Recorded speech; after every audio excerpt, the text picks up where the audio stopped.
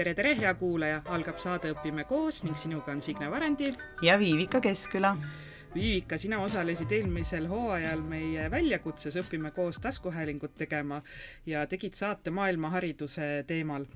Ja nüüd ma küsingi, et miks sa otsustasid ennast veel kord proovile panna ja uuesti osaleda? Ma arvan, et kõige suurem põhjus selleks on see, et mind jäi kripeldama see õpetaja häälehoiu teema, millest ma ju algselt tahtsingi teha, aga kuhu ma ei leidnud sellist head esinejat. Ja kui ma siis suvehakul leidsin inimese, kellega mul tekkis tunne, et vot tema ongi see, kellega ma tahaks rääkida, siis ma tundsingi, et me peame ikka selle saate ära tegema, sest see õpetajate kõne häälehoid on nii oluline teema minu meelest ja mitte ainult minu jaoks, vaid ilmselt ka väga paljude kaaskolleegide jaoks, nii et sellepärast ma tahtsin ka ise saada uut infot ja teistega jagada seda. Kas harjutamine teeb siis meistriks? Et kas oli seekord lihtsam või millega sa seekord siis rinda pidid pistma? Seekord oli teistmoodi see, et ma otsustasin, et ma ei taha veebiteel enam teha, sest mind eelmine kord ei häirima see metallne kõla, mis läbi veebi salvestades ikkagi vestlusele juurde jäi. Ja seekord ma läksin Anne juurde kohale, külla, võtsin mikrofoni kaasa, juba see tegi asja põnevamaks, sest see kogemus oli nüüd teistmoodi.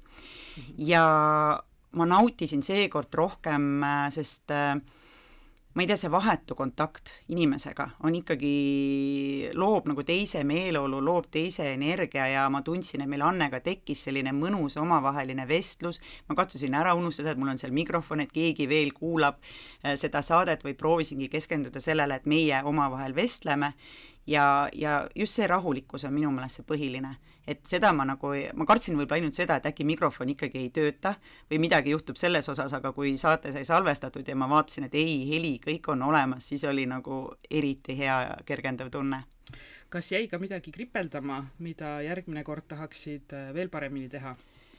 Ma arvan, et ma tahtsin seekord, et ma teen pilte sellest protsessist ja loomulikult ma unustasin selle täiesti ära, nii et isegi ühispilti me ei teinud esinejaga, aga õnneks ta tuli paar päeva hiljem Tartus, et augusti lõpus me selle saate salvestasime ja ma sain siis raudteejaamas selle pildi ära teha. Et ma tegelikult mõtlesingi, et prooviks seekord ka endale väljakutset nagu pildiks või pildistaks ja nagu rohkem kaasaks võib-olla siis teisi inimesi oma tegevustesse, et teeks kas või storysid, aga loomulikult ma siis unustasin selle ära. Nii et see on siis väljakutse võib-olla järgmiseks korraks, mida ma siis juurde veel võtaksin. No aga rääkides järgmisest korrast, et mis võiks olla sinu järgmine teema või kes võiks olla sinu järgmine külaline? Ma arvan, et teema, mis mind taaskord väga kõnetab ja minu jaoks oluline on vaimne tervis ja seda nii õpilaste vaimne tervis kui ka õpetajate vaimne tervis. Ja vot see mind nagu huvitab, ma näen, et see on ka väga-väga oluline. Jälle see distantsõpe on nii palju nagu halvasti mõjunud õpilastele ja ka tegelikult on väga suur stressi ja pinget tekitanud ka õpetajatele ja see oleks võib-olla see teema, mida ma võiksin järgmisena uurida ja käsitleda. Nii, aga aitäh sulle ja hea kuulaja, mõnusat kuulamist! Head kuulamist! Tere, hea kuulaja, sa kuulad Õpime koos taskuhäälingut. Minu nimi on Viivika Keskküla ja see on siis minu teine saate salvestus selle podcasti jaoks ja seekord siis kutsusin külaliseks inimese, kes teab rääkida õpetajate häälehoiust, et tere tulemast saatesse, Anne Türnpuu. Tere kõigile! Kas ma just tean õpetajate häälehoiust, ma tean võib-olla midagi häälest ja hääle hoidmisest laiemalt, õpetajatel on oma spetsiifika, et natuke ma seda tean, aga et ma oleksin õpetajate hääle spetsialist, seda nüüd ei ole. Aga räägigi siis kõigepealt, et millega sa siis igapäevaselt tegeled? Ja kuidas ikkagi see kokkupuude sul ka õpetajate häälehoiuga on?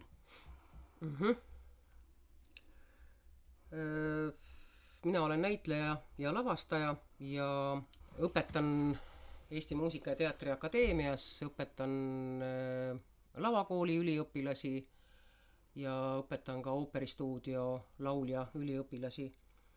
Ja lavakas olen õpetanud aastaid, nüüd peaks 25 aastat täis saama, just hääletehnikat ja lavakõnet. Ja siis ma käin kursusi tegemas siin-seal ja olen aastaid õpetanud ka õpetajate majas, kus mul on väga palju käinud õpetajaid oma muredega. Nii et see on minu kokkupuude õpetajatega. Et ilmselt hääl on selline tundlik teema paljude õpetajate jaoks ja nüüd kooliaasta on kohe-kohe algamas ka ja need häälemured tulevad sageli juba õppeaasta alguses hästi välja, aga enne kui me lähme õpetajate hääle juurde, et räägi lihtsalt, mis see hääl on oma olemuselt? Eks siin on erinevaid teooriaid ja igal teoorial on mingisugune põhjus, miks seda häält räägitakse nii või niisugusel või teisel moel, aga minu jaoks kui ma õpetan näitlejaid ja lauljaid, siis on oluline see, et hääl on keha liikumise üks variant, ta on see, mis järgneb žestile, ta on keha väljendusvahend. Et hääl on minu jaoks suuresti seotud kehaga ja sealt algavad võimalused seda häält muuta või varieerida ja ka kuidas oma häält hoida. Et muidugi on seal väga oluline aspekt ka sellel, kuidas me mõtleme ja kuidas me oma teksti ette valmistame oma peas, aga just see kehaline aspekt on minu jaoks ääretult oluline ja põhjus on ka muidugi selles, et kui ma mõtlen inimese keha peale, siis see on oivaline aparaat, mis meile on antud ja kuidagi on mul ka tunne, et mida vanemaks ma saan, seda rohkem ma pean oma kehast lugu ja pean lugu sellest, kuidas läbi oma keha ma suhtlen maailmaga. Ja hääleaparaat on siis ka väga oluline keha osa, mis võimaldab meil ikkagi suhelda ju ka üksteisele. Suhelda maailmaga, suhelda üksteisega ja kogeda. Et see kõnelemine on ka tegelikult kogemine, et seda ei maksa ära unustada, see on üks väga oluline asi. Ja võib-olla veel, kui kehast rääkida ja häälest, siis on üsna oluline, kuidas me oma kehaga suhestume. Et kas me anname oma kehale ainult korraldusi nagu halvasti kasvatatud koerale või me oleme oma kehaga suurepärases kooskõlas, arvestame sellega, mida tema tahab, kui niimoodi saab üldse lahutada või me ei koge seda koostööd üldse. Et see määrab väga palju selle, missuguse kvaliteediga on meie hääl. Hääl on alati olnud, sellest on räägitud aasta sadu juba, et hääl on meie isiksuse kõige täpsem väljendaja või ikoon, et see, kuidas, kui inimene kuuleb kellegi häält, tal tekib kohe pilt, missugune see inimene on, mis iseloomu omadustega ja nii edasi. Nii palju kui mina tean, eks ju, et hääl, et see on siis meil siin kurgus ja koosneb siis mingid häälepaelad, on ka siis oma olemuselt lihased, eks? Ja nii palju kui ma aru saan, siis treenida saab ju igasuguseid lihaseid oma kehas, üsna paljusid lihaseid ja sealhulgas siis ilmselt ka hääle lihaseid või mitte? See on nüüd natukene keerulisem, et tegelikult peaks alustama kõnelemist üldse sellest, et hästi oluline hääle puhul või hääle tekitamise puhul on hingamine, kuidas ja kuhu ja millisel moel hingata. Et me võime korraks sellest rääkida. Räägime hingamisest. Aga räägime korraks hingamisest, et siis me jõuame tasapisi ka hääle juurde ja mida saab treenida ja mida ei saa treenida, mida on mõtet treenida ja mida ei ole mõtet treenida. Et hingamise puhul on näiteks niisugune asi, et kui me hingame sisse, siis mis asi see kõige esimene on, mis meie kehas toimub, mis sa arvad? Mis on kõige esimene mul on tunne, et kui ma hingan sisse, see õhk minust liigub, siis toimub selline kopsude juures või ülakere avanemine. Aga enne seda? Enne seda ma tunnen, kuidas see liigub mul mööda nina. Aga enne seda? Enne seda ma et miks ja kuidas ma tekitan üldse olukorra, et kuidas see õhk mulle sinna ninna satub. Ma ei ole muidugi selle peale üldse mõelnud, sest see hingamine on ju nii automaatne protsess, et millega ma tekitan mingi vaakumi kuskil, et see õhk minusse liigub. Et väga huvitav, et sa seda küsisid. Eks ole. Aga tegelikult on kõige esimene asi, mis juhtub, on see, et aju saab signaali, et veres on vähe hapnikku. Et see on füsioloogiline protsess, eks ole. Et kõigepealt peab saama aju signaali, et veres on vähe hapnikku. Ja mis selle peale juhtub, see on täiesti automaatne, me ei pane seda tõepoolest tähele, järgmine samm, mis juhtub, on see, et meil on kehas niisugune lihas nagu diafragma, mis eraldab meie kõhuõõnt ja üla kopsuosa siis, või vahelihas eesti keeli. Ja kui ta muidu on nagu mütsikene, siis kui ta saab signaali, et veres on vähe hapnikku, siis see mütsikene läheb lamedaks. Et see kupliosa läheb alla ja ta tõmbab ennast pikaks sirgu. Ta tõmbab ennast sirgu ja ta on roidekaare nii tagu kui esiküljega ühendatud. No arstid andku andeks meditsiinitöötajad, kes seda täpsemalt, mina liigun kujutluspilte pidi, et andke andeks, kui minu väljendused ei ole adekvaatsed. Aga diafragma langeb alla, roidekaar laieneb, eks, sellega seoses. Ja kui roidekaar laieneb, siis mis juhtub õhurõhuga seal sees? Õhurõhk väheneb. No loogiline, eks ole. Õhurõhk väheneb ja kui minu sees on õhurõhk madalam kui väljaspool mind, siis õhk alati liigub kuhu, kus on madalam. Kõrgema rõhuga alalt, madalama rõhuga alale. Just. Ja siis liigub õhk ise sisse. Ja see on nüüd üks selles mõttes oluline asi, et me kipume enne kõnelemist hingama sisse. Aga aju pole signaali saanud, diafragma pole langenud, pole laskunud, roidekaar ei ole laienenud ja meil ei ole seda õhku kusagile panna ja siis ta jääb meile siia ülakehasse kinni või ütleme, kopsu ülaosasse me saame ta sisse ja me peame ta järgmisel hetkel, kui aju saab signaali, et meil on vaja verre rohkem hapnikku ja me peaksime hingama hapnikku sisse või õhku uuesti sisse, me peame selle kõigepealt välja hingama ja siis uuesti sisse hingama, et me tekitame endale selle enne kõnelemiste õhu sisse võtmisega tekitame endale pisukese stressi, mida ei ole mõtet teha. Ja teine asi on see, et me ei pea seda, eks ole, kui me tegime endale selgeks, et see sisse hingamine õhk liigub ise kui gaas kõrgema rõhu alalt madalama rõhualasse, et siis me ei pea mitte midagi selleks tegema. Te võite ise siin igaüks seda korraks proovida, ma hingan välja ja nüüd ma ootan. Ja õhk tuleb ise rahulikult sisse.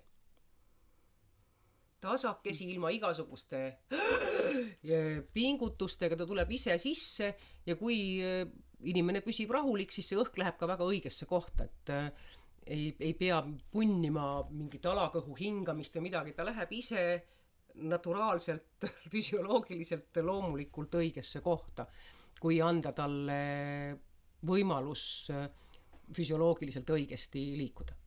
Et esimene asi on see, et mitte segada füsioloogilist süsteemi see hingamise puhul. Ja tegelikult mida vähem me sekkume sellesse füsioloogilisse protsessi nii sisse kui väljahingamise puhul, seda parem. Väljahingamise korral me saame seda väljahingamise tsüklit natukene pikendada, sest et see käib samamoodi nagu see sissehingamise, ainult vastupidi, kogu see protsess, et aju saab signaali, et veres on piisavalt hapnikku, diafragma tõmbab ennast kuplisse, roidekaar tõmbab kokku poole, ruumala väheneb, õhurõhk kasvab ja õhk liigub ise, minu sees on suurem õhurõhk kui väljaspool ja õhk liigub ise kui gaas väljapoole. Ja siis see ühtlasi paneb liikuma, võbisema minu häälepaelad, eks ole, ja siis see pisikene signaal, mis sealt häälepaelte võdinast tekib, võimendatakse minu kõris ja suuõõnes ja edasi ma pean hakkama töötama ruumis. Et ainus, mida mina soovitaks pisut moduleerida kogu selle füsioloogilise protsessi juures on see, et ma välja hingamisele annan pisukese toe. Mida see tugi tähendab, nüüd on diafragma-aluste lihaste pisikene tugi, et kuidas seda seletada, kui ma hakkan välja hingama, kui ma näiteks kujutan ette, et minu ees on küünal, ilusas küünlajalas, näiteks vasest ja see on valge küünal ja ma panen sinna tikuga tule otsa ja siis see leek on seal. Nüüd ma panen selle endast natuke kaugemale, et ma hakkan seda hästi ettevaatlikult ära puhuma. Ja nüüd ma ilmselt tajun oma kõhulihaseid natukene, diafragma-aluseid lihaseid. Ja vaat see ongi see tugi. On tunda küll täiesti, kui seda harjutust siin praegu kõrvalt läbi teha, et tõepoolest on täitsa tunda, et meil on seal lihased. Jah, et nende lihastega saabki siis timmida seda väljavoolu tugevust ja ütleme, kui seal on vaja mingisuguseid rõhke juurde anda, et see on nagu põhiline, millega me töötada saame. Ja kui ma nüüd mõtlen õpetaja peale, et kuidas seda hingamist loomulikuna hoida, sellepärast, et õpetaja on samamoodi esinemissituatsioonis nagu näitleja, et see lööb pulsi ülesse, võib-olla lööb pulsi ülesse ka kellegi marakrati käitumine klassis, eks ole, siis muutub meil kõigepealt hingamine ja et kuidas seda hingamist normaali tagasi saada. Eks siis hingamine muutub ju, ütleme, kui see ärevus kasvab või pahameel või mis iganes see olukord seal on, et hingamine muutubki ju kiiremaks ja pinnapealsemaks, eks ole. No vot, et siis me enam füsioloogilist rütmi ei arvesta, et me püüame võimalikult ruttu hapniku kätte saada. Kunagi kooli ajal sai tehtud niisugust asja, et leppisime terve klassiga kokku, et hakkame hingama järjest kiirenevas tempos ja see õpetaja, kes meil eriti ei meeldinud, läks täiesti endast välja, sest et kogu klass hingab ja ta ei saa arugi, miks ta võtab meie rütmi üle, sest et me kõik võtame teise inimese rütmi üle, hingamisrütmi, ja ta läks täiesti endast välja. No, kole tegu.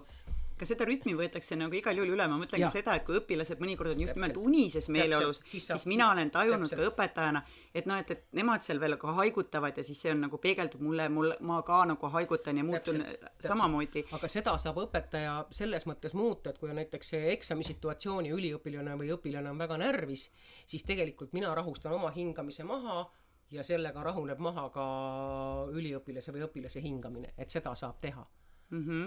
Mina olen teinud seda hingamise maharahustamist, et vaikuseminutite harjutusi enne, kui on pinget nõudev olukord, et kas nad ongi teadmisi hindav töö või midagi sellist, siis me oleme hinganud ja siis on näha, kuidas see klassil nagu kogu hingamine läheb palju rahulikumaks, et kui enne oli nagu mingi selline vibra sees seal, et kui midagi rahutus oli, siis peale seda me vist tõesti nagu ühtlustame või kuidagi need hingamise rütmid klassisiseselt ja on mõnusam edasi tööd teha, et nende enda närvisüsteem ilmselt on ka tänu sellele harjutusele rahunenud. Ühesõnaga hingamisest siis nii palju praegu ja tegelikult on kasulik hingata sisse läbi nina ja välja suu kaudu, aga meil just enne oli, kui me tulime seda intervjuud tegema, meil oli sellest juttu, et tegelikult peaks tegema nii, et kõik need, et treenida mitte selle jaoks, et see tund aega klassiruumis või siis tund aega laval olla perfektne, vaid muutused peavad toimuma igapäevases häälekasutuses või hingamises, et ühesõnaga, et kui ma õpin või tahan harjutada endale külge läbi nina hingamist, eks ole, siis ma teen seda igapäevaselt, ma jälgin seda igapäevaselt, mitte ainult sellel hetkel, kui ma olen klassi ees või kui ma olen laval. Miks see just oluline on, et nina kaudu, mitte suu kaudu? Nina kaudu see käik on pikem ja see õhk soojeneb ja puhastub ninakarvakesed ja mis seal kõik on, eks et see õhk saab puhtam ja soojem, et kui me hingame näiteks talvel, meil on siin ka üsna niiske kliima, ja ka väga suhteliselt külm, et kui me paneme otse kurgule külma õhku peale, siis põletikud seal on kiired tulema. Ja see on ka muuseas põhjus, miks näiteks põhjapoolsemad inimesed räägivad niimoodi, et neil on rohkem see kõnetsenter on nagu sees, suu seespool, et nad nagu ei võtagi suud eriti lahti, ütleme nagu rannikualad Eestis. Ja mida lõuna poole, kus on soe kliima, seda rohkem räägitakse ju välja poole, eks ole, et ka sealt tuleb see see on küll huvitav, jälle taaskord, et kui mõelda, siis ilmselt nii ongi aga et ei ole seda nagu teadvustanud. Koolis muidugi võib see olla, et klassid on aeg-ajalt väga-väga umbsed ja siis ongi tunne, et kiiremini saaks seda õhku rääkimise käigus, et on isegi lihtsam suu kaudu hingata, sest klass on nii soe ja umbne. Aga mina olen tajunud seda, et nii kui ma olen suu kaudu hingamisele lähen, nii mul läheb kurk nii kuivaks ja mul on palju raskem seda häält välja saada, et ma olen ka teadlikult proovinud ikka nina kaudu sisse hingata. See suu kaudu hingamine on ka teatud stressisituatsiooni hingamine, et see tekitab meile ka kohe väikse stressi, et kui meil seda on vaja ja kui me seda oskame kasutada, siis palume lahkesti, tehke seda, aga kui teil on tarvis oma tegevuse ajal ka mõtelda, et siis soovitan läbi nina hingamist. Ja see tõmbab tegelikult ka sellise minu kui õpetaja tunnis rääkimise tempot natukene allapoole, sest see ongi see, et nina kaudu sisse hingates ma teen seda kauem kui suu kaudu sisse hingates. Ja siis ma tajungi, kuidas see rütm muutub, et ongi, võtabki rohkem aega, mis on tegelikult väga okei, sest ega me ei ole seal, me ei peagi nagu seda infot niiviisi kiirelt välja tulistama seal klassiruumis, vaid tulebki rahulikumalt ja aeglasemalt rääkida, et õpilased jõuaks seda infot ka omaks võtta. No eks see on stiili küsimus, et uudiseid näiteks teles loetakse väga kiiresti ja kõik see saab vastu võetud. Et see on iga õpetaja stiili küsimus. Siin ei saa öelda, et aeglane on parem kui kiire või et kiire on parem kui aeglane. Et igaüks leiab endale oma stiili, kus ta suudab, ütleme niisuguse kõnetempo, millega ta suudab, mille käigus ta suudab mõtelda, kus ta ise tajub, et ta haldab seda informatsiooni, mis tema suhu kaudu välja tuleb. Niimoodi ja siis järgmine asi, millest peaks rääkima, on see, et lauljad räägivad inimese hääle 2 registrist, on pearegister ja keharegister, et milles see erinevus on. Esimene asi, mis võib-olla tuleks meeles pidada, on see, või mida võiks teada, on see, et oma emakeelt me räägime keharegistriga tavaliselt. Et kui me õpime mingisuguse võõrkeele ära, siis see tuleb meil nagu pea kaudu, eks ole, meil ei ole kehalist kogemust ja me räägime õpitud keelt kõrgema häälega ja natuke rohkem siit. Ja? No, inglise keele puhul on veel see, et seal Aadel rääkis peahäälega, eks ole, ja Matsid rääkisid rinnahäälega, seal on veel need asjad, eks ole, et kas ma tahan mõjuda Aadli või pööblina, aga põhimõtteliselt on ikkagi nii, et iga meie emakeelne sõna omab mingisugust kehalist impulssi. On sõnu, mille eest me oleme saanud pahandada, on sõnu, mille puhul me oleme saanud kiita, sõna toob ette meile pildi, lõhna, maitse. Keha mäletab, jah. Ja sellepärast tavaliselt me emakeeles räägime natuke madalama häälega ja räägime niinimetatud siis keharegistriga. Ja kui nüüd korraks me võime jälle siin ühe katse teha, kui on tarvis, vanemad inimesed mäletavad niisugust situatsiooni, kus bussi aknad olid jääs või toa aknad olid jääs, et tahtsid välja vaadata, siis kuidas sa puhusid akna peale, et see jää ära sulaks. Jäälillede sulatamine muidugi lapsepõlves olen teinud. Ja pane korraks käsi ette, proovi. Kas see on pigem soe või pigem külm õhk? See on soe õhk. Väga hea. Nüüd, kui mina puhun supi peale, mis on tuline, siis kuidas ma seda teen? See on pigem... See on jahedam. Eks ole. Kuidas see võimalik on? Ja see ilmselt sõltub vist, kuidas ma äkki oma kõri asendit hoian. Väga. Ma soovitan kuulajatel seda kindlasti ka kõrvalt kohe proovida, et see on tõesti huvitav, et need tunnetuslikult tulevad erineva temperatuuriga välja, vähemalt ma käe peal tajun seda erinevalt. Et see kõri asend on, kõri suurus on erinev. On, eks ole? Just, et selle akna peale puhumise või akna peale hingamise, jäätunud akna peale hingamise puhul on kõri auk võimalikult suur. Eks? On. Ja siis, kui ma tahan puhuda supi peale, siis on ta võimalikult kinni tõmmatud. Jah, nii on, ma tõesti tunnetan, kui ma nüüd võtan ja teadvustan, mida ma teen, siis ma tunnen, kuidas mu keha käitub erinevalt. Just. See on väga huvitav. Just. Ja nüüd ühe puhul, kui ma tõmban selle kõriaugu hästi suureks, siis see, kuidas ma selle lahtise kõriauguga räägin, see ongi keharegistri kasutamine laias laastus. Ja kui ma tõmban selle kitsaks, siis ma räägin pearegistriga. Okei, jälle selline hea asi, mida enda juures tähele panna ja mõelda, et millega ma siis praegu räägin. Mis mul siis keha juures töötab ja mõelda ka, et miks see siis praegu nii on, et miks nii või teistpidi. Ja nüüd, kui me läheme siit veel ühe sammukese võrra edasi, minu õpetaja Jaan Tooming jagas inimese keha 3. Ütles, et pea ja kael on üks, selle nimi on taevas, siis rinnaku osa nii kaugele kui on roided, see on teine osa, see on maa ja siis see alumine osa, see on põrgu. Ja nüüd, kui me räägime sellest maa osast, mis on siis roidekaar ja rinnaku osa, siis kui ma tahan teha häält mis paneb vibreerima selle osa enamasti A-täht ja see peaks, kui ma raputan, ma panen nagu Tarzan ja Jane, siis see kõik hakkab mõdisema. Ja see on nüüd niisugune hääl, mille puhul nii kuulaja kui kõneleja saavad mõtelda kaasa. Et siin saab arutella, siin saab mõtiskella, siin saab küsida, siin saab vastata. See on seda sorti hääl. See on inimeste omavahelise suhtlemise hääl. Kui ma nüüd võtan selle peahääle, mis on siis see pearegister, kui ma tõmban selle hääle sinna üles, eks ole, siis see on niisugune hääl, millega räägitakse laste, loomade ja jumalatega. Et kui ma lähen natukene kaugema, et ma teile kõrva ei kahjuks. Jaa, mul on juba, et kuulajad ei näe seda, aga mul endal on ka nägu juba muigvel ja Annel täpselt samamoodi, et ma usun, et kui te mind kuulate, siis te saate ka aru juba, millest võiks olla juttu, kuidas seda kooli konteksti panna, aga kuulame edasi. Just, et kui te räägite loomakestega, siis on kiis, kiis, kiis, vissi, vissi, vissi, kõik need käivad kõrge peahäälega. Ja samamoodi ka lastega, ui kui tore, või eks ole, kõik see käib hästi kõrge peahäälega, millegipärast, inimene on niimoodi ehitatud. Ja samal ajal ka, ütleme, näiteks pedagoogid väga tihti kasutavad kõrget peahäält, et näiteks, ma ei tea, sussid jalga või midagi niisugust, see on niisugune hääl, mille puhul inimene ei mõtle. Minu meelest see inimene kangestub selle peale, kui seda hääle tooni. Ta teeb seda kohe ära, ta ei mõtle, et see on nagu korralduste andmine nii loomadele kui lastele. Et kui me tahame lastega käituda nagu loomadega, ajada neid karjas ühest kohast teise või sundida neid elektrilöögi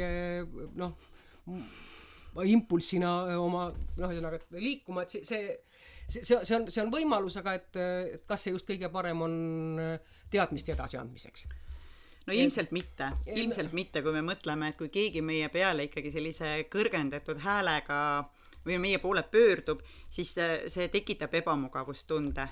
Et see tekitabki mul tegelikult isegi võib-olla nagu trotsi, et ma teen mingid asjad ära, sest mulle ei meeldi see hääl ja ma tahan, et see juba saaks ühele poole, aga see ei anna mulle seda head tunnet, et jah, tõesti kooli kontekstis, et kui siin nüüd seda õpetaja tõstab häält ja enamasti mitte madalatesse registritesse, vaid kõrgetesse, et siis kuidas see siis õpilastele mõjub. Ühelt poolt, kuidas õpetaja häälele mõjub ja teiselt poolt jälle, kuidas see õpilastele mõjub. Ja ka näiteks sõjaväelisi käsklusi antakse väga kõrge häälega. Vasakpool! Ja nii edasi, eks ole. Et millegipärast me kasutame käskluste, korralduste, kus ei pea mõtlema, edasi andmiseks pearegistrit. Ja siis korraks niimoodi viitamisi sellele põrguregistrile, et kui on vaja, ma ei tea, seksuaalselt mõjuda, et siis nii mehed kui naised millegipärast kasutavad seda madalat registrit, eks ole. Okei. Et mina soovitan kasutada muidugi rinnaregistrit, kui on tarvis seda, et klassiruumis saaks mõelda nii õpilased kui ka õpetaja, et me saaksime kõik olla selle tegevuse juures. Ja peahääle puhul on ka pisukene võimalus olemas oma häält, ütleme, ära karjuda. Aga enamasti tekivad probleemid sellest, kui kasutatakse niinimetatud kõrihäält, mis on siis või siis kõriresonaatorit, mis läheb siit niimoodi pressiga siia alla, et see on hääl, mis kurnab häälepaelu ja mis võtab ära hääle. Miks me seda teeme siis? Mõnikord meil on tarvis oma kõnelemisele anda mingisugust lisatugevust või suuremat usutavust, et siis me paneme pressi peale ja me pressime ta kõri alt, mitte ei pressi diafragmaaluste lihastega ja anna sealt väikest toonust. Me leidsime üles toe, et sealt on võimalus anda väike lisatugi või lisalihaspinge juurde, et sealt ma saan oma hääle tugevust reguleerida. Mitte ma ei kasuta kõri osa. Et kõri osa peab olema hästi pehme, hästi liikuv, et siis me hoiame oma häält. Mul on tunne, et mina õpetajana et kuidas ma ütlen, et kui ma räägiksin lihtsalt monotoonselt, siis mu hääl nagu peaks kauem vastu kui see, et ma tahan olla ilmekas, ma tahan nii-öelda sellist actionit rohkem nagu oma teksti sisse panna, mul on palju miimikat, mida ma seal juures kasutan, teen mingit üllatust või selliseid nägusid veel juurde, või eriti kui ma algklassidega just väikestega tegelesin ja jutte rääkisin, siis pidi hästi palju nagu neid erinevaid tegelasi tegema, hääli järgi tegema, ja ma mäletan ka, või see nagu kurnab mu häält hästi palju, ehk siis ma ei oska niiviisi monotoonselt rääkida, et mu hääl tegelikult hüppab niiviisi üles-alla ja ma ilmselt pigem ilmekalt kui mitte ilmekalt räägin ja ka klassi ees, aga kohati on tunne, et kui nagu hääl on väsinud, siis seda ilmekust ei tule sinna juurde ja siis ongi nagu raskem rääkida ja hääl läheb nagu ära ja läheb kähedaks, et kas sellel on mingi selle ilmekusega ka seos, et ma ilmselt selle ilmekusega kasutangi kõri valesti või seda hääleaparaati või no vot, et sellel ilmekusel on mitu asja, mida me nimetame ilmekuseks, et kui me näiteks hakkame iga sõna värvima, et kollane ja siis punane, et kui me hakkame niisuguse asjaga tegelema, et me seda, mida me ütleme, püüame veel hääleliselt illustreerida, et siis see ei ole muuseas kuulajasõbralik, sest et siis kuulaja kaotab igasuguse huvi väga ruttu kogu selle teksti vastu. Ja teiselt poolt see võib kurnata ka meie häält, et me peaksime olema adekvaatsed selle ruumi suhtes, kus me räägime, et me räägime piisava tugevusega, et me kuulame oma häält ruumis tagasi, ja teiselt poolt me peaksime olema ka adekvaatsed selle seltskonnaga, kellega me räägime, et me illustreerime või seletame oma häälega täpselt nii palju, kui on vaja, eks. Et see tähendab seda, et ma suhtlen kogu aeg lastega. Et tihtipeale me karjume oma hääle ära selle pärast, et me ei suhtle, et me ei ütle, et kuule, mis sa teed, vaid me röögime ta peale, et pane sussid jalga või kasi välja või mis iganes, eks ju. Et kui ma reaalselt vaatan inimesele otsa, küsin, et kas sa võiksid palun, siis ma ei tõmba oma häält ära. Aga kui ma lihtsalt viskan oma hääle üle klassi, et tehtagu, öeldagu, viidagu, et see tuleb ära teha, ja ma ei suhestu kellegiga konkreetselt, siis see tõmbab küll hääle ära. See on umbes sama asi, et kui mul on vaja ära värvida sein, siis on 2 varianti, kas ma võtan ämbritäie värvi ja viskan selle vasta seina või ma võtan pintsli. Ja nüüd niisugune röökimine umbkaudu ei kuhugi, ei kellegile konkreetselt. See on selle ämbriga värvi viskamine. Ja kui ma räägin konkreetselt sinu ja temaga, siis ma võtan pintsli. See on hästi hea metafoor. Sa mainisid korraks, et see hääle tagasi põrkumist seinast. Mis see tähendab? Me jõudsime oma hääle kirjeldamisega sinnamaale, et hingamise välja tulev õhk paneb vibreerima häälepaelad, need hakkavad kergelt võdama ja see on praktiliselt kuulmatu surin, mis seal tekib. Nüüd ma seda surinat võimendan enda sees sellega, et ma suurendan oma kõri, muudan oma suu siseruumi, vastavalt sellele tekivad kas täishäälikud või kaashäälikud, eks ole, et kas ma panen sinna tõkkeid või ta voolab välja otse ja nii edasi. Et esimene selle pisikese surinamise, mida mu häälepaelad tekitavad, esimene võimendi on siis minu kõri ja suuruum ja nüüd järgmine peaks olema see, et ma suunan hääle enda seest välja ja ta põrkab kuskilt tagasi. Et see on tegelikult kõla. Ja see, mida meie kuuleme, on siis selle tagasipõrke kõla hoopis. Et me tegelikult peaksime kasutama kõla efekti. Et üks on heli ja teine on kõla. Kõla on koos ruumiga. Ja selle ma olen ära õppinud traditsioonilise eluviisiga rahvastelt, et nende juures on väga oluline hääle kõla, et mingisuguse uue kõlatämbri lisandumine võib tähendada mingisuguse uue olendi ilmumist või sinu sisse tulemist või et nad on hästi tundlikud just nimelt kõla suhtes. Et sealt selle kõlaga tegelemise olen ma õppinud suuresti traditsioonilise eluviisiga rahvaste käest.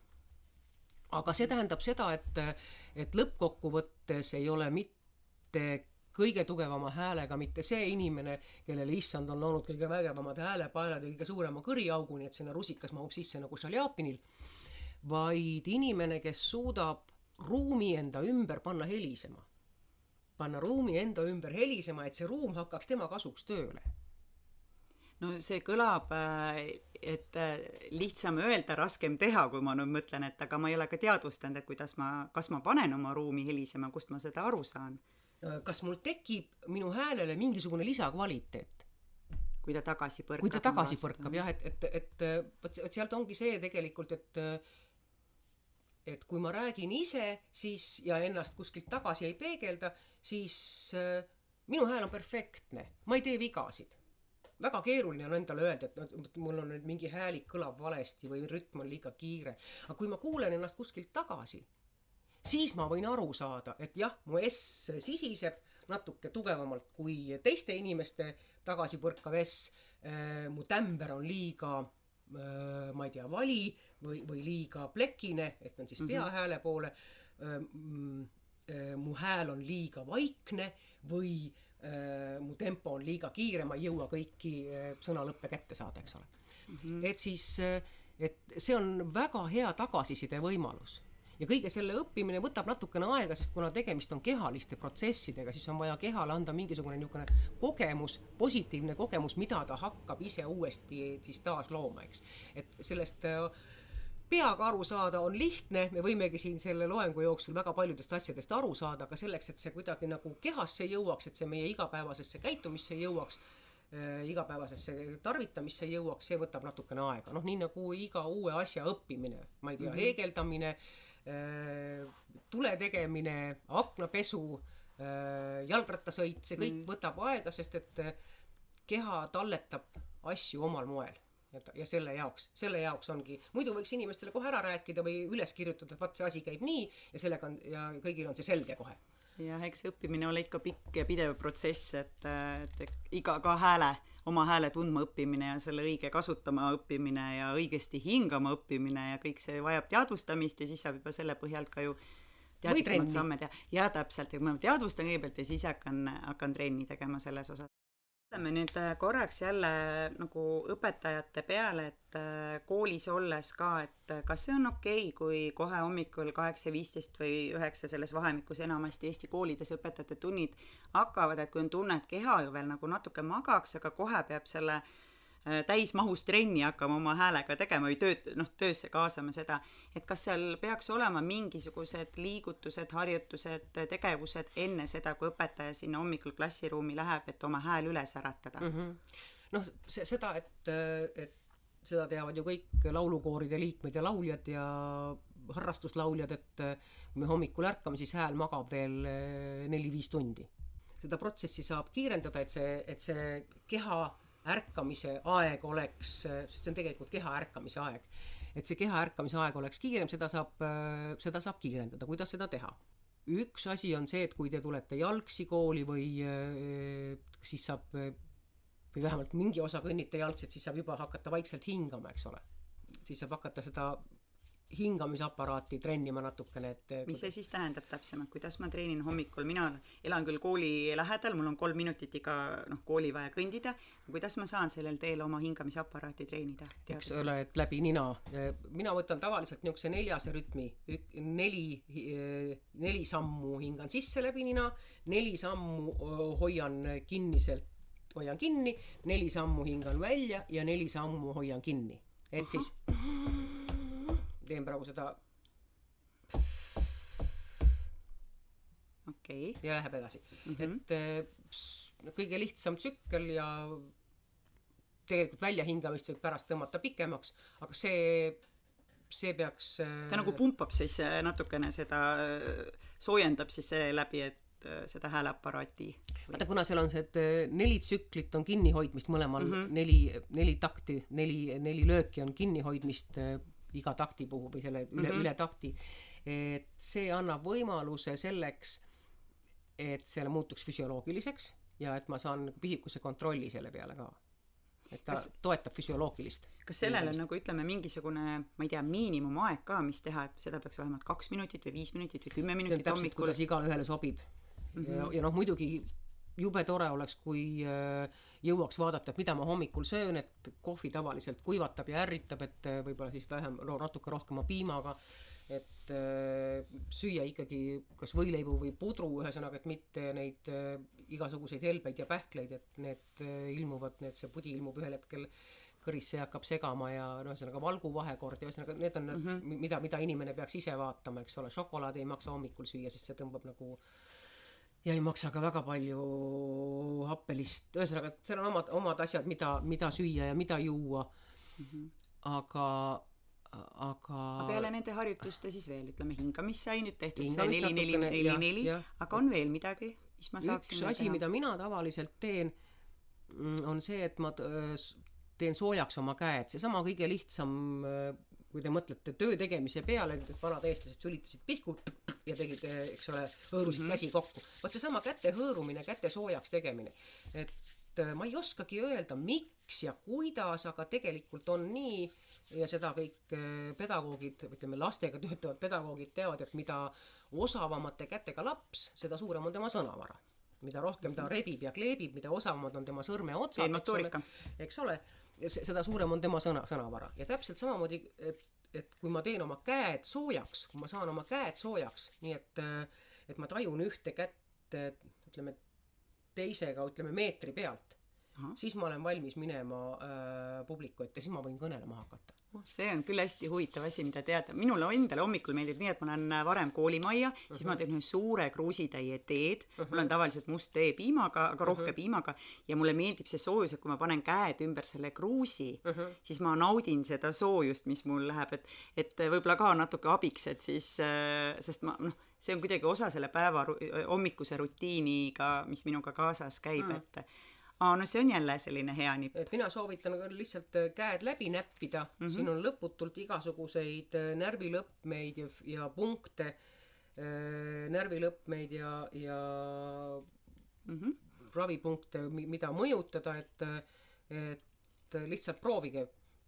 Ma lihtsalt soovitan seda, mis minule mõjub hästi. Mis minule mõjub on see, et ma saan kui ma teen oma käed soojaks, siis ma ei pruugi häälega palju rohkem, mul on ta baasina olemas.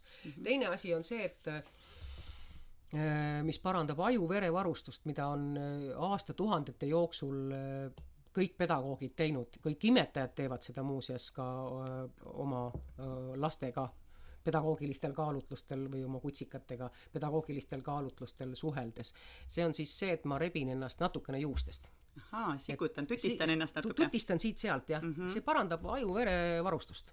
Mina olen seda kasutanud siis, kui ma olen, uni tuleb peale, vahet pole näiteks tead, kuskil olen ja uni tuleb peale, siis ma olen natukene nagu nii-öelda juukseid hakanud sättima ja siis ma tunnen, et natuke läheb paremaks, aga seda on jälle hea teada, et see on abiks. Et korraks kolp läbi katsuda tugevate sõrmedega ja sakutada siit sealt.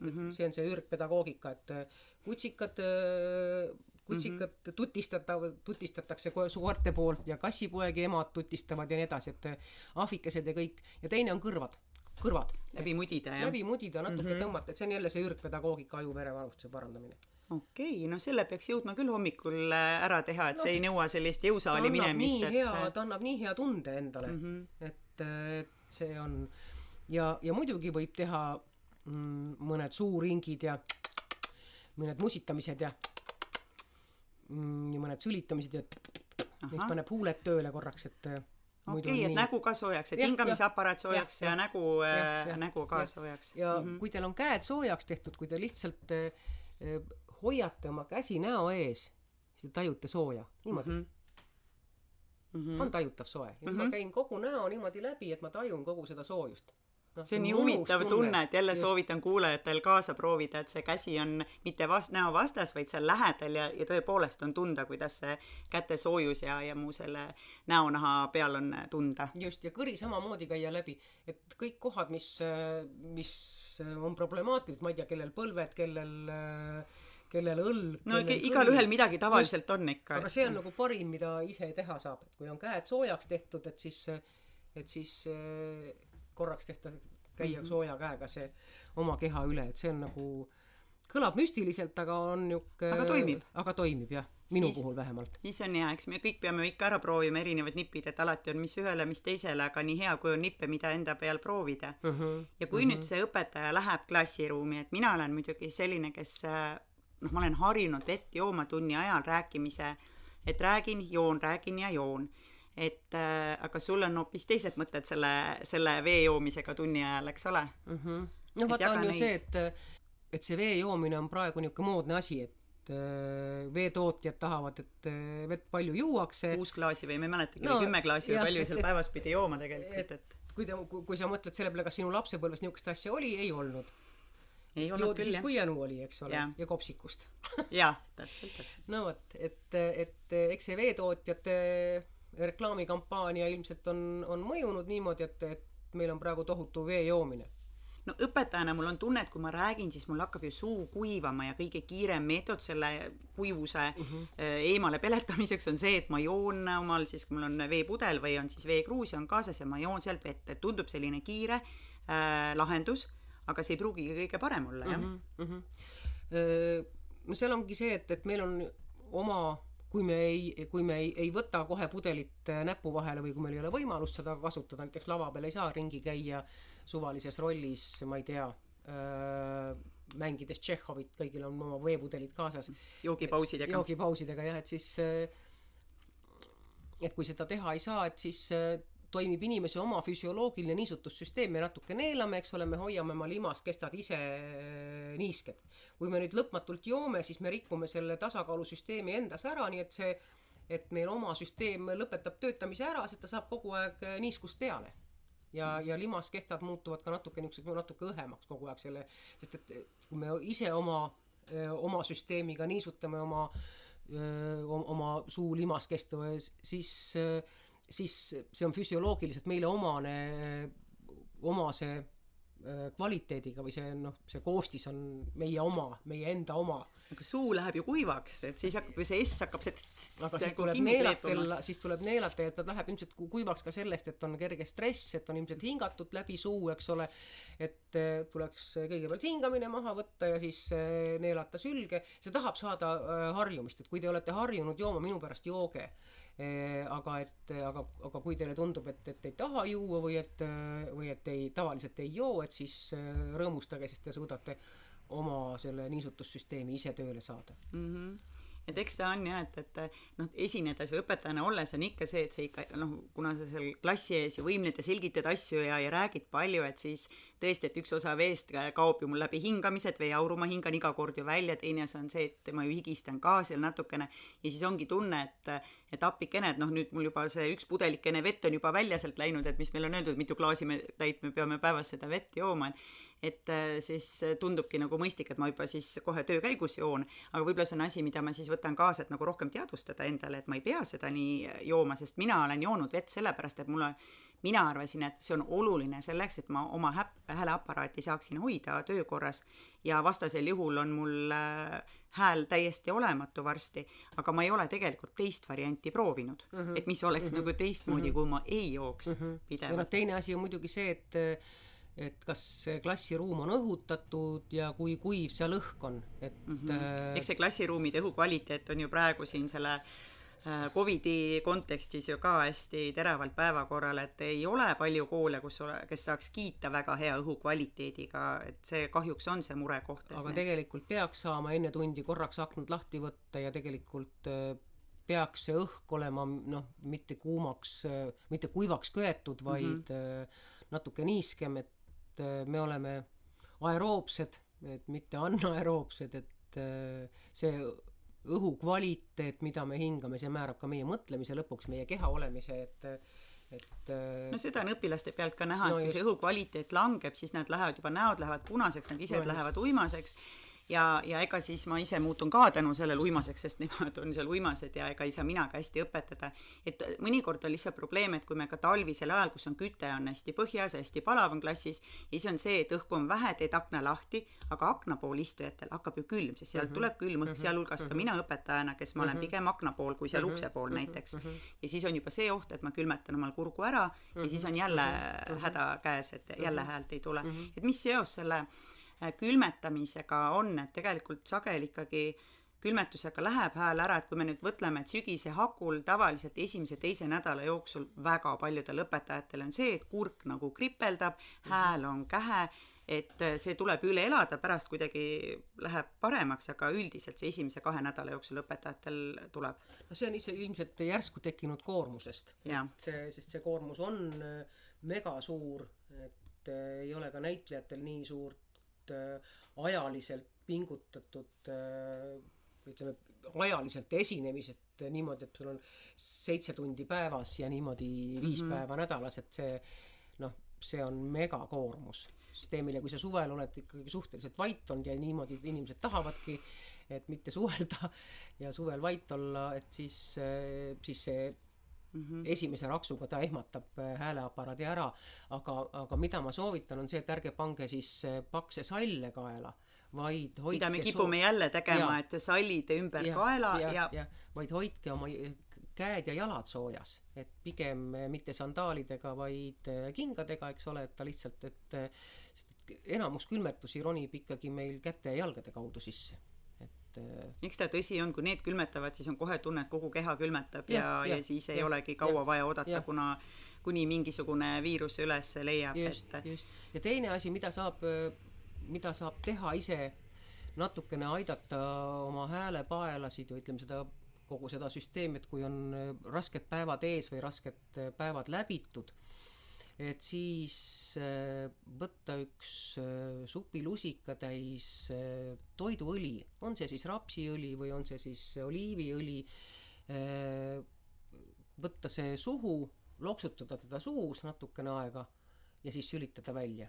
Mitte kurku ei pea kuristama, lihtsalt võite suus. Ka kuristada, kuidas keegi saab, et ta lihtsalt pehmendab seda limaskesta ja tegelikult ma ka soovitan väga, et kui on niisugused raske kõnelemisega päevad, et siis kasutada kindlasti valku. Midagi täpsemalt? Minule endale näiteks meeldib 10% kohvikoor. Aga kohukesed, kohupiimad, jogurtid, et see valku oleks rohkem. Et see nagu see taastusprotsess käib siis kiiremini. See on jah, et mul eelmine aasta oli tunniplaanis niiviisi, et kolmapäeval oli 7 tundi oli järjest. Et ei olnudki ühtegi pausi ja kuna mul koduklassi ei ole, ma liikusin mööda koolimaja tagasi oma vaheruumi vahet, mis tähendas, et teel ma kohtusin kas kolleegi, kellega oli veel vaja paar sõna vahetada või märkasin mõni õpilane, soovis suhelda ja lõpuks oli see, et mul ei olnud väga pausi, kus ma oleks saanud oma häälele natukenegi puhkust anda. Ja tulemus oligi see, et kui mul see kolmapäev sai läbi, neljapäev reede oli ka mõlemal 5 tundi, siis mul tegelikult hääl oli ikkagi nõrk, selline vaiksem, kähedam, juba selle 7-tunnise päeva, ütleme sellise 4. tunni ajal oli tunda, et hakkab väsima, 7 tund oligi juba raske, mul oli raske õpilastel ka, kes on olnud, et selles osas on hea teada, et sellised nipid, et nüüd võtame kindlasti kaasa, et kui need pikad koolipäevad on, siis sageli ei anna tunniplaani nii sättida, et iga päev oleks üks selline tunnine paus, kus mu hääl saaks natukene taastuda. Just. Ja kui mina ise kasutan astelpaiuõli ja ma panen seda ka ööseks sõõrmete sisse, tilga. See on siis apteegist ostetav selline tavaline õli? Jah, ta on astelpaiu. Et ta on ka kergelt põletikuvastase toimega, et see hoiab nagu aparaati ka. Et seda võiks nagu täitsa nüüd, kus see kooliaeg hakkab või käimas on osades koolides juba, et täitsa igal juhul võiks seda siis teha, eks ju, et ei pea ootama, et mingisugune jama tuleks sinna hääleaparaadile, vaid võib juba profülaktika mõttes teha. Võib hakata sellega peale ja vaatama üle ka oma vitamiinimärgid, et A ja E ja B on igatepidi head. Okei, et hääleaparaadi juurde siis toetab. Seda on hea teada, aga mis siis on häälega juhtub, kui häält üldse ei ole, et mis need häälepaelad ei vibreeri enam või et mis selle taga on? Nad on põletikus, nad on paistes ja nad ei vibreeri, jah. Nad on põletikus ja paistes, seal on see lima on tal nii palju ümber, et seda vibrat ei kostu välja. Ta ei vibreeri. Ma usun, et seda on ka kaaskolleegid mingil hetkel tundnud, et kus häält ei ole, et sain ka mina seda kogeda, et mul on küll olnud perioode, kus vahepeal hääl on kähedam või vaiksem, aga sellist asja, mis mul oli vist kuskil 1,5 aastat tagasi, mul läks hääl niimoodi ära, et ma liigutasin suud, aga mitte mingit heli välja ei tulnud. Et see oli selline veider olukord ja tookord nüüd naljaga pooleks, meil oligi suur kooli juubel ja kokkutulek ja täpselt see, kus see vilistlaste pidu oli mul selleks ajaks 0 häält ja siis lahendasingi nii, et panin paberi peale oma tervise lühikirjelduse ja siis sellised enim levinud vastused, mida inimesed võiks küsida, lamineerisin ära ja teisele poole siis kirjutasin üldse markeriga vastuseid ja sain suhelda küll, aga sellist asja kogeda, et teed suu lahti, omast arust räägid ja mitte midagi välja ei tule, siis tegelikult oli see nagu ehmatav ja üllatav, et mis siis, et kas nüüd jääbki nii, ma ju ei teadnud ka, kaua ma sellest välja tulen, aga kui pidu sai peetud, siis hommikul hakkas vaikselt hääl tagasi tulema, mis hästi vaikselt, et aga huvitav oli et paar päeva oli ikka selline täielik vaikus ja muidugi oli tore, et õpilased, vot selles osas nad on mõistlikud, et kui nad näevad, et õpetajal tõesti häält ei ole, et õpetaja nagu hädas sellega, siis minu kogemusel nad ikkagi võtavadki omal selle hääletämbri vaiksemaks ja saangi vaiksemalt rääkida või tahvli peale kirjutades. Aga sellisel juhul, mis see abiks siis on? Lihtsalt täielik vaikus ja veel parem oleks, kui ei oleks ka mürarikkas seltskonnas või ei oleks müra sees, sest et meie häälepaelad võdisevad ka välisele mürale kaasa, nagu nad tekitaksid seda ise. Mis on koolikeskkonnas vahetundide ajal, kus 800 õpilast, meie koolis on üle 800 õpilast korraga tulevad, sumisevad, see on tegelikult üllatavalt suur ja mürafoon ja ma tajun ise ka, kuidas see rõhub mul kurku või seda kõripiirkonda. Ja muidugi, kui on ikkagi probleemid, tuleks häälearsti juures käia, sest et väga paljudel lastega töötajatel tekivad need häälepaela sõlmed, et need tuleks diagnoosida ja siis ka sellele ravile kuuletuda, mida arstid... Aga millal ma saan aru, et ma võiks minna sinna arsti juurde, häälepaela arsti juurde, kas see, kui mul on sageli hääl ära või mul on kähehääl? Siis kui on tunne, et hääl on sedamoodi kähe, et seda kuulata on valus. Kui meil on kuulata valus, siis on järelikult ka midagi, siis on millegi tekitamine ka kuidagi ebaloomulik. Ma pean tunnistama, rääkima, et mina olen käinud korra sellel häälepaela uuringul ka, olen oma häälepaelu näinud ka, see on väga selline veider vaatepilt, et kui ma olen mingid häälikuid pidanud tegema seal ja oma häälepaelu näha, et oli ka, et mingid sellist mügarikku seal ei olnud, aga oli nagu näha mingi koht, kuhu võib tulevikus tulla, et ma pean nüüd mingi aja pärast uuesti oma häält näitama minema, et julgustan ikkagi, et kes kahtlevad või kahtlustavad midagi, et nende hääleaparaadil võib mingi viga küljes olla, et siis kindlasti spetsialisti poole pöörduma ka. Aga meil on rääkimata see asi, et nüüd ikkagi taaskord kas maskid ja visiirid, et kuidas nagu nendega on, et ma võin nii palju ära öelda ette, et mina õpetajana maskis, kui oli see maski kandmise kohustus ka kooliruumides, siis jah, kui ma vahetunni ajal ringi liikusin, mul oli see mask oli ees, aga tunni alustades ma pidin ära võtma, sest mina ei suutnud rääkida maskist nagu läbi ja õpilased ei näinud seda minu suud ka või suu liikumist, ma oleks pidanud veel rohkem oma hääl pingutama, et nendeni jõuda ja mina lahendasin nii, et klassi ees olles, tundi andes ma võtsin selle ära, aga nii kui õpilane tuli minu juurde või kui ma läksin jalutama õpilaste vahele, siis mul oli mask ees.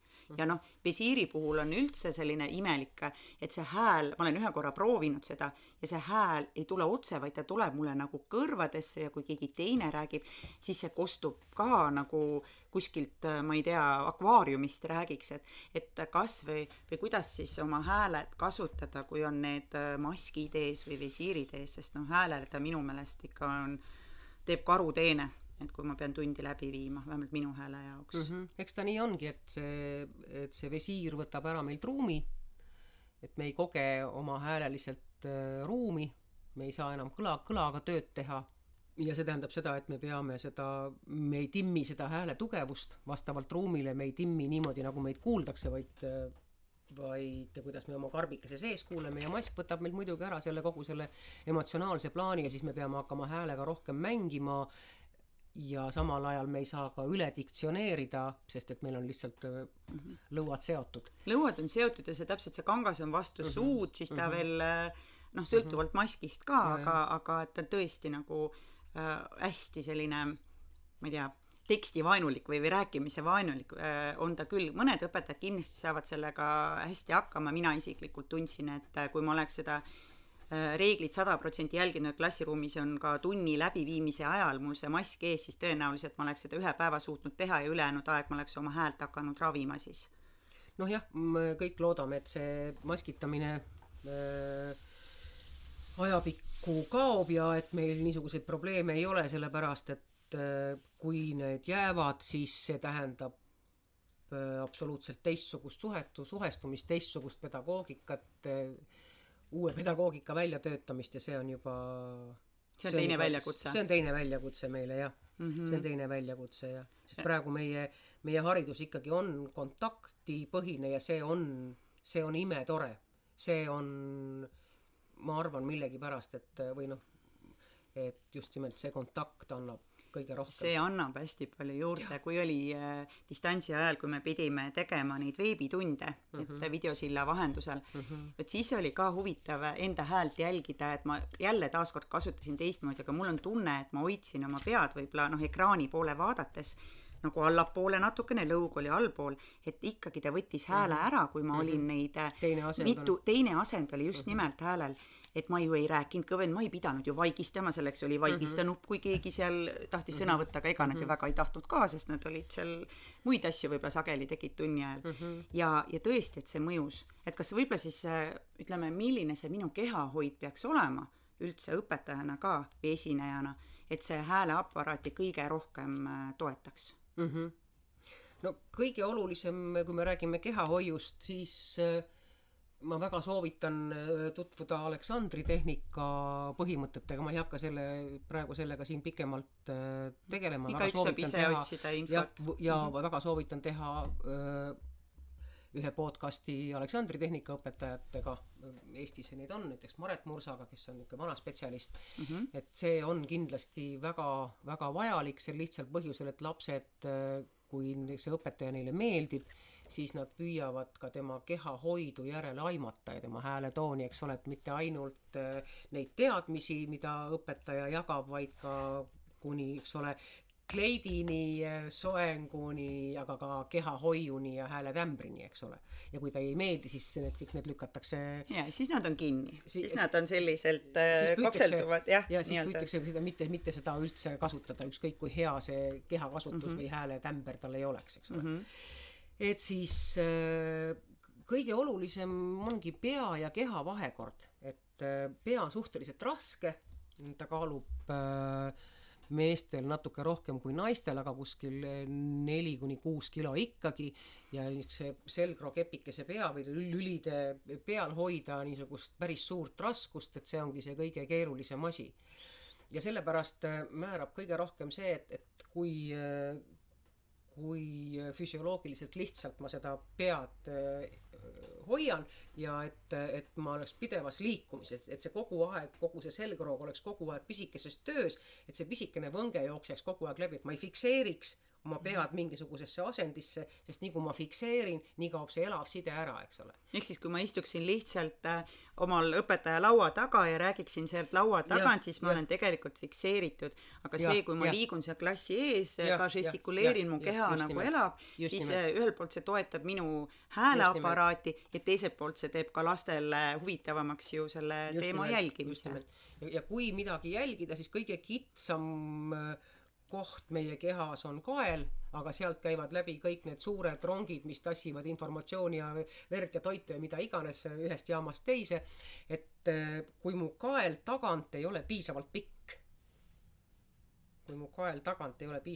siis see info sealt läbi ei liigu. Me kipume nagu siis õlgu üles tõmbama või pead alla. Õlad õlgadeks, aga et ma näiteks, et kui ma surun oma lõua vastu rinda või hoian teda liiga üleval, siis see mõjub kohe häälele ja see mõjub kohe ka kehahoiule. Et normaalne on see, et mul oleks võimalikult pikk kael tagant. See on see märksõna. Ja nina otsa natuke allapoole, nagu ma ütleks jah.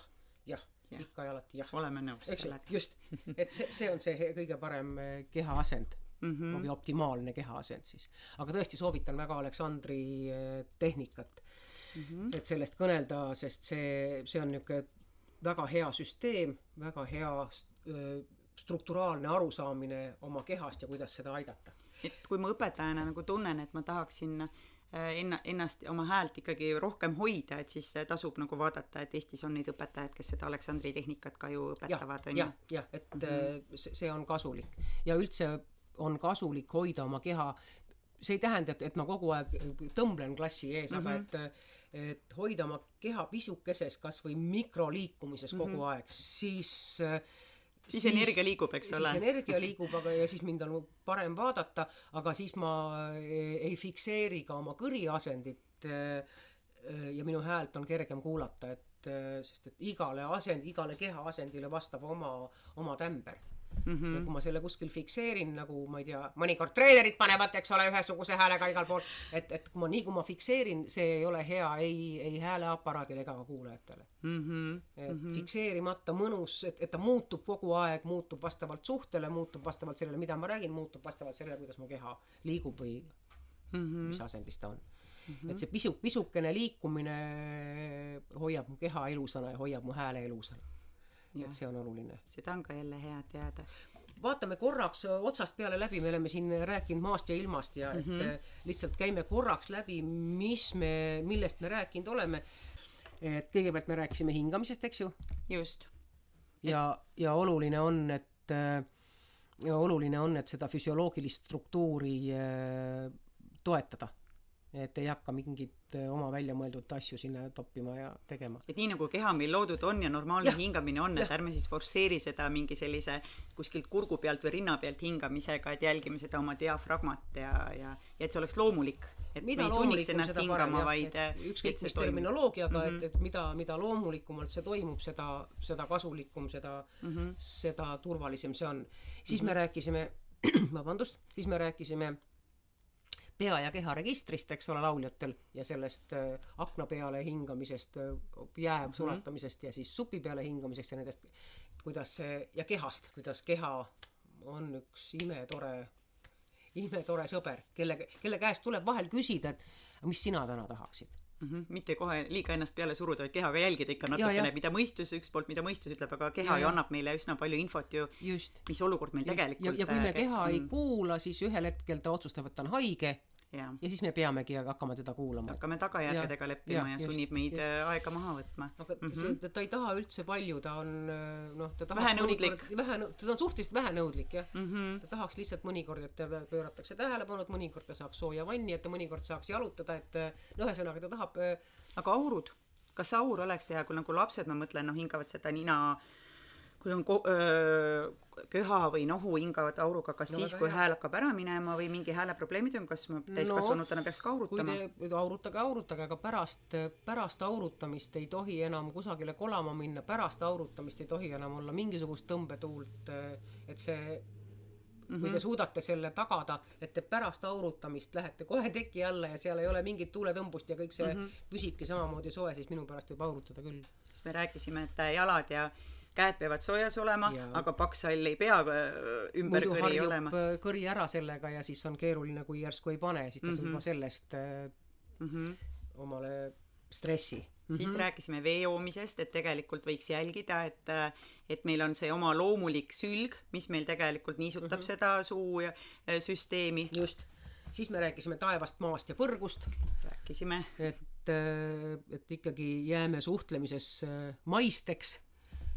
Räägime nii, et meid on võimalik mõistusega kuulata ja arutella selle asja ümber.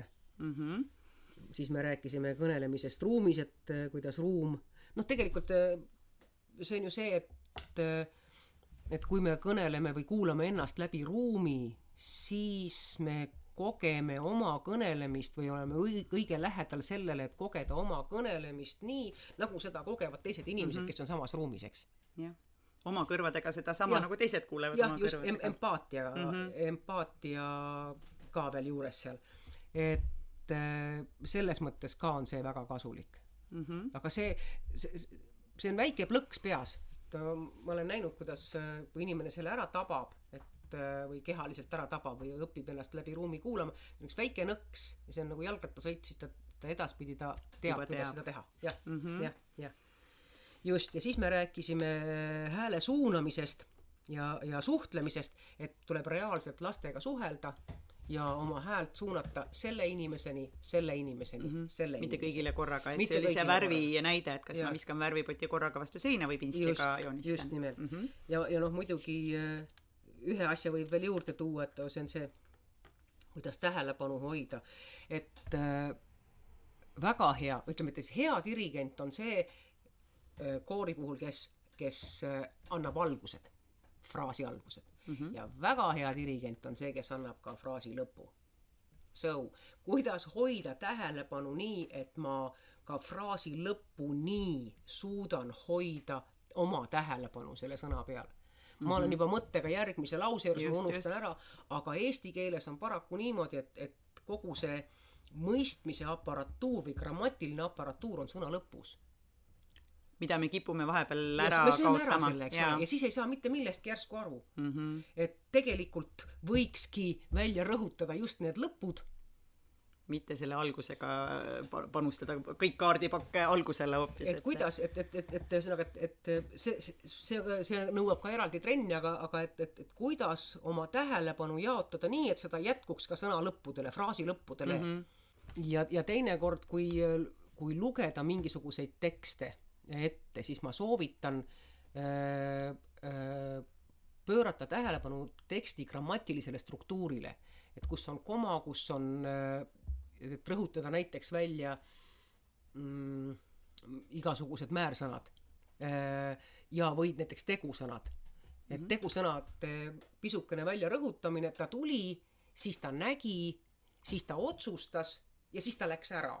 Okay. Et see annab niisuguse dramaatilise dünaamika sinna sisse, et kui kasutada näiteks tegusõnu. See ei ole ka nii monotoonne see tekst ja kuulaja ikka jälgida mõtleb rohkem kaasa. Ja see on hea nipp jälle, mida kaasa. Või lugeda puhtalt teksti struktuuri, et vastavalt sellele, kuidas meie, vastavalt sellele liiguvad, et kas see on eelnevaga kooskõlas või on see eelnevale vastu, eks ole, et ma loen teksti struktuuri, mitte emotsiooni. Ja jälle mille peale mõelda. Just.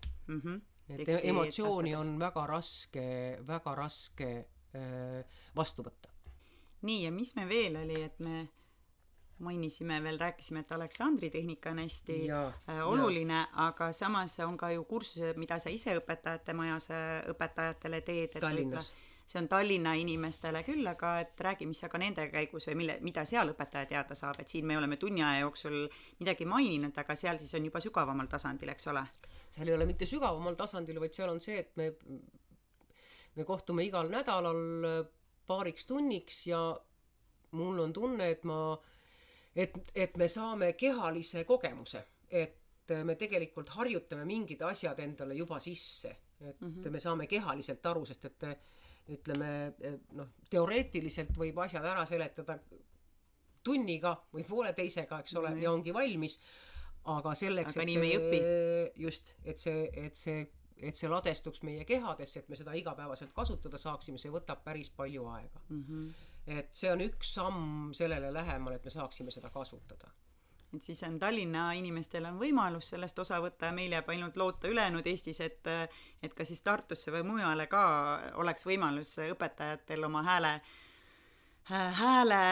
hoidu õppida või kuskil, et oleks võimalik, et siis ma loodan, et sa jõuad meile Tartusse ka millalgi külla, et ka Tartu suur linn ja palju õpetajaid, et ma usun, et kindlasti huvilisi oleks. Võikski teha niimoodi, et kui huviliste õpetajate hulk on olemas, et siis võiks näiteks talvisel koolivaheajal teha näiteks niisuguse täiendusõppe, kus oleks ka näiteks mingi Aleksandri tehnika õpetaja kaasas, et siis saaks teha pool gruppi Aleksandrit ja teine pool gruppi häält ja siis vahetada ja nii edasi. Mina oleks kindlasti kohe 2 kätt püsti ja esimesena ukse taga, et hääl on minu jaoks ka selline murekoht olnud, et valju häält ma võin küll teha, aga mu hääl väsib hästi ruttu ja võib-olla sellepärast see oli ka see, miks see teema minu jaoks praegu nii hingelähedane on. Aga kas meil on veel midagi siia lisada, millest me ei ole rääkinud?